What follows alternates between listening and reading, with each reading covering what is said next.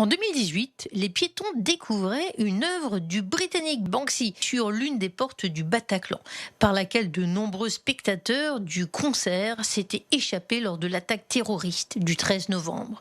Une issue située dans le passage de Saint-Pierre-Amelot, une rue habituellement déserte. Dans ce passage Saint-Pierre-Amelot où il n'y a jamais personne, eh bien, il y a des attroupements toute la journée, des touristes, des gens qui venaient photographier.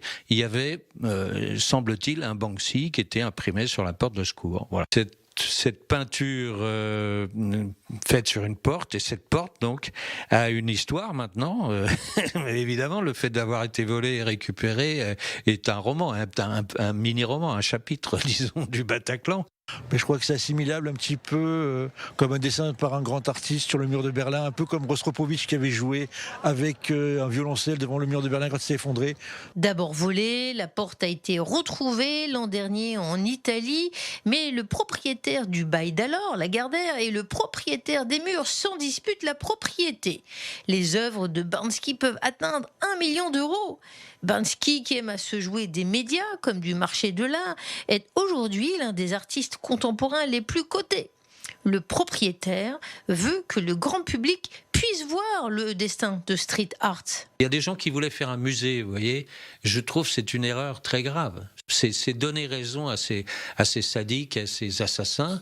Je pense que la fête doit continuer malgré ce genre de choses.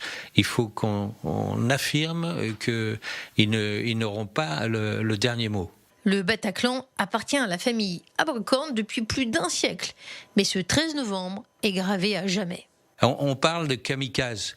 Mais ces gens-là n'étaient pas des kamikazes. Les kamikazes étaient des guerriers qui s'attaquaient à une armée. Là, ce sont des civils qui ont été massacrés. C'est épouvantable. Et en plus, dans un lieu de fête. Donc, vraiment, pour moi, ce sont tout simplement des assassins. Ça m'a terrifié. Enfin, bon, c'est